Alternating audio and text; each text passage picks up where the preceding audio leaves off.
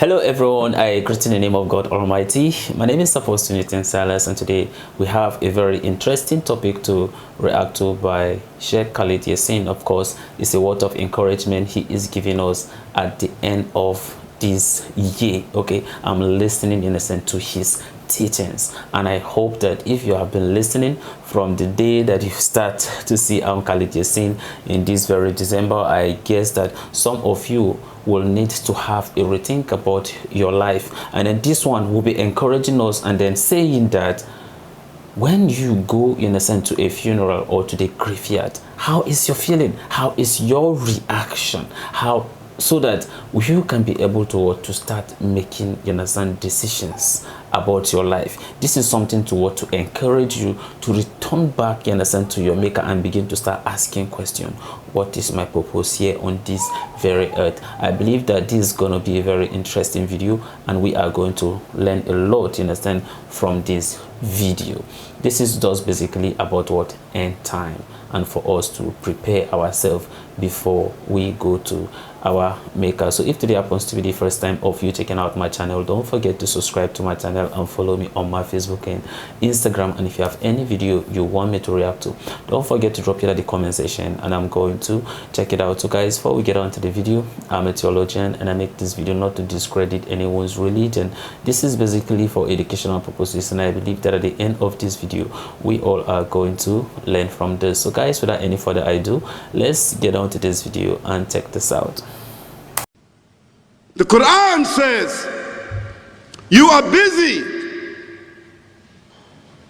piling up, calculating, developing your careers, your money, your occupation, your wealth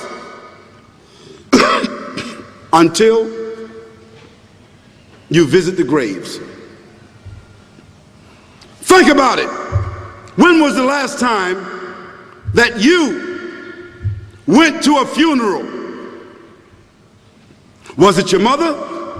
Was it your father? Was it your grandfather? Was it your uncle? Was it your cousin? Was it your friend? Was it your wife? Was it your husband?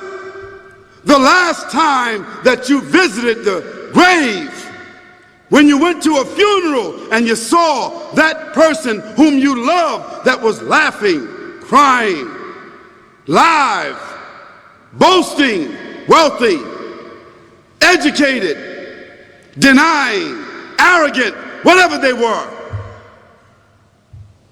What was the demeanor of the people when you walked in that funeral home? When that person was stretched out in their last suit? What was the demeanor?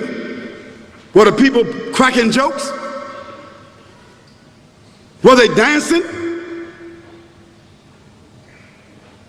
Were they clapping and singing songs? No. Silence. Melancholy. Trauma. Why? Because every person that walked in that room, seeing that person stretched out, the first thing they thought about was not the person. The first thing they thought about was that one day this will be me.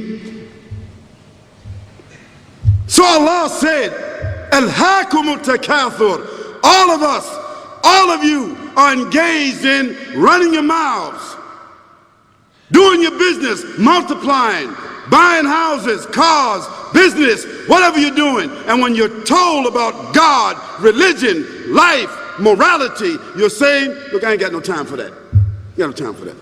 I don't want to hear that. I don't even believe in God. Matter of fact, I don't even know if I'm going to die, and if I do, maybe I'm coming back again. As a matter of fact, science is so sophisticated that I think really that they're on the verge of being able to solve the whole thing of death soon. We ain't got to die. If we got enough money, we don't even have to die. See how arrogant people can be until they visit the funeral house.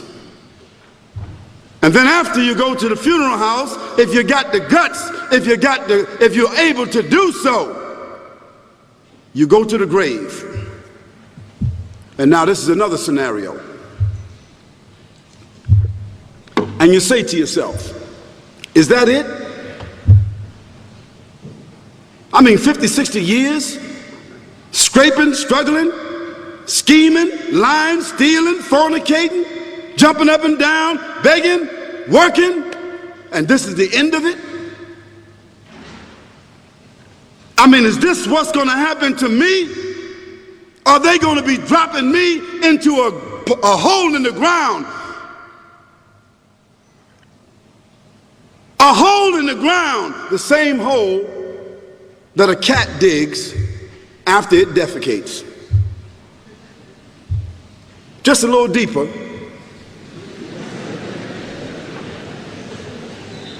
But for the same reason. The cat digs a hole because the cat has dignity. Something that human beings don't seem to have. Instinctively, the cat digs a little hole, covers it up. Humans have got to be taught to do that. But it's for the same reason.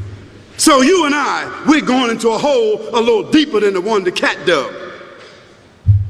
And all the people that's crying, pulling out their hair, screaming, almost acting like they falling in the thing with you. They want to just jump in there with you. Not really though, you know, it's all an act. Because ain't nobody really going to jump in there and stay in there. They don't love you that much.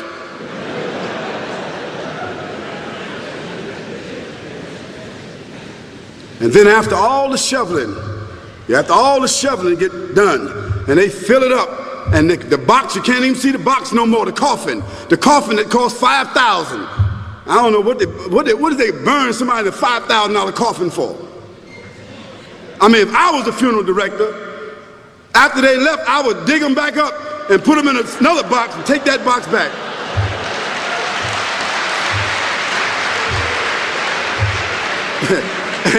and honestly, I'm telling you, that's what they do. Yeah.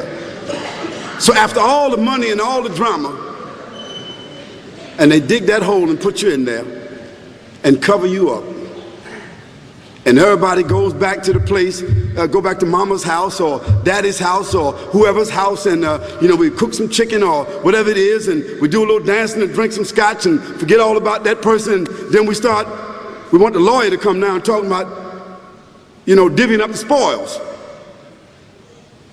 So if that woman who died had a husband, somebody else gonna marry him, you know that. And that man who died, that woman, in about 6 months or a year of grieving or whatever it is, she gonna come to understand that she needs somebody else to be with, so she gonna marry somebody. So that means if his suits are still in the closet and he can fit them, who gonna wear them? So it really means that after all this time, and the people walk away from that grave, it's over. What about that person in the grave? What's happening?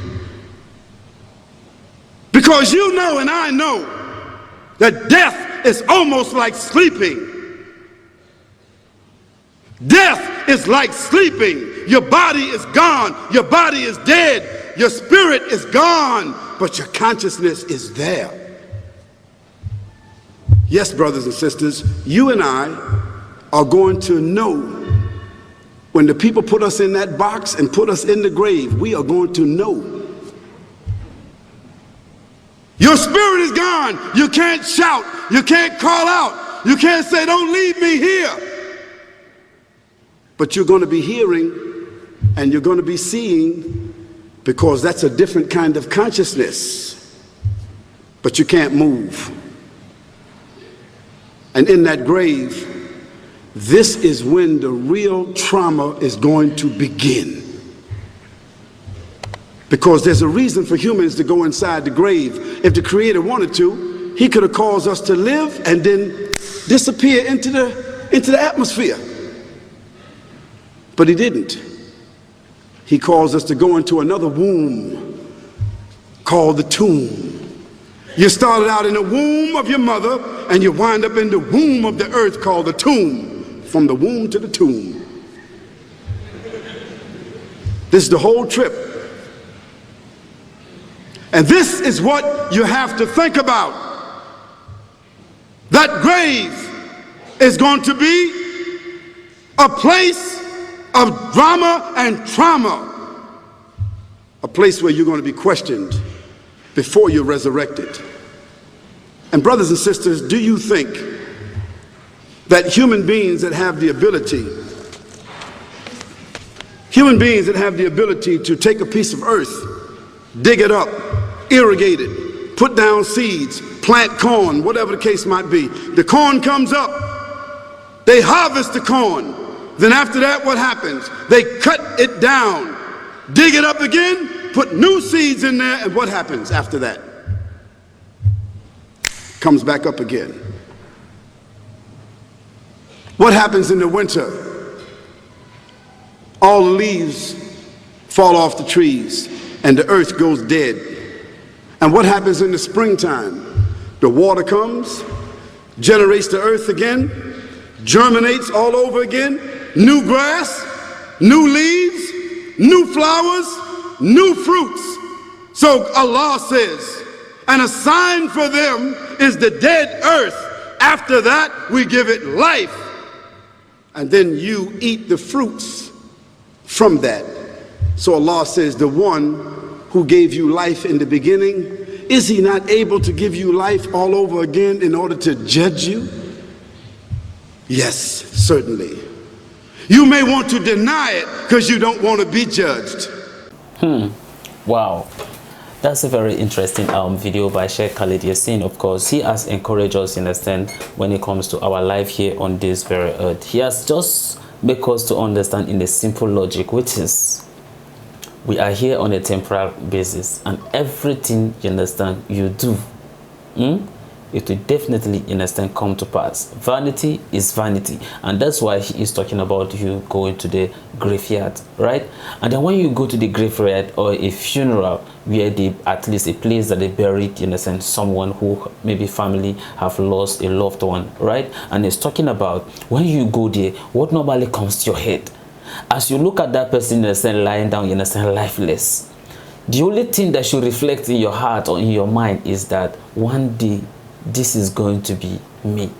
And then that is even enough, you understand, for you to start reflecting, you understand, in your life and start asking yourself, what am I doing right? What am I doing wrong? Is there a need for me to return back to my maker and make amends and seek for forgiveness for all my iniquities and then some of the things I have done wrong? As a matter of fact, I actually went to a funeral that was last week, Saturday. When I went there, and then I saw the way the woman, you understand, was lying down, you understand, lifeless. And then I look at, you understand, the children, and I think the last born, the way the boy was crying, the truth about it, there's tears comes out of my eyes. But then the whole thing I am asking myself is that, where would she find herself? I know that we are there, we are all praying, we are all, you understand, praying and then hoping that of course she is going to, but the truth is it is only God who knows what she does while she was here on this earth in secret. It is only God who knows that. But from the little things we know as a church, we just believe that she was righteous, and then we say so many good things. Of course, we say so many testimony, people say good things in a sense about the person, but the truth about it is it's just up to the person, right? On what he does, it is only God who knows better. People are going to say so many things in a sense about you, any good things in a sense about you, but at the end of the day, it's just what? Up to you. A very sad situation. Seriously, when I saw like the woman, the way she was lying, I was just asking myself, Newton, the truth about it is this is going to be you someday. But the only thing that I only pray to God is that, please God, let it be that the time that I am truly ready. I know that for this ready is something that you have to prepare your mind and be ready all the time. But I don't want to miss heaven. That's just the reality. And I know that none of you who is listening to me want to miss heaven. And then the only way we can do this is let's constantly, like every time, okay, let's keep on praying to God for forgiveness. Let's keep on asking for forgiveness. Little time that you just try to, even if it's your mind, just try to like pray to God, pray to him always, just like how the Bible say, pray to him, you understand, always. That's the time you're supposed to be communicating with God, always. Just pray to him. God, have mercy on me. And he has said in his word that he is just, that he's going to forgive us of all our unrighteousness. He did not say he's going to forgive us some of our evil deed. He says he's going to forgive all. So it's expected of us to keep going before him and then keep on seeking for forgiveness. He's going to forgive us. The only thing that he just expected of us is what? To just humble ourselves before him and then recognizing that he is our maker, he is our creator, and then seek for forgiveness. He is going to forgive me and he is going to forgive you. Don't feel like maybe probably whatever you have done that maybe God is not going to forgive you. The devil will always tell you that God is not going to forgive you. Sometimes you even say that you commit murder. So since you commit murder, it's very, you understand, is a high crime. So how do you expect God to forgive you when you murdered, in a sense, someone? But the truth about it is that it may be painful, it may be something big, but in reality, God will forgive you. And if God forgive you, don't go back to that thing again. All right, as you seek for forgiveness, he forgive you. Don't go back to such a sin again. Let's keep on doing this, because I don't know the time that my life will be taken away from me or your life will be taken away from you. So all that is expected is let's keep on depending on him. Let's totally submit to him. Let's submit to his will and allow him, you understand, to manifest in our life. And that is when people will see you and see your life, and then they will ask, which kind of God is this person, you understand, worshiping? And that is why I used to make reference to the Muslim. Even from the prayers that they pray like all the time, it's even enough for you to even ask, who is even their God? And then if care is not taken, then you become Muslim. That's just the reality. And that is what that has been happening to people who are converting to Islam. A very interesting video, and I hope that we are learning a lot. It's high time for us to turn back, you understand, to our maker. Else otherwise, this life can be taken away from us at any time. And I hope that we are going to see the last day. So this is the end of my video. If you like my reaction, you should like, share, and subscribe. And if you have any video you want me to react to, don't forget to drop it in the comment section and I'm going to check it out. So guys, you remain blessed and I see you in my next video. Bye bye.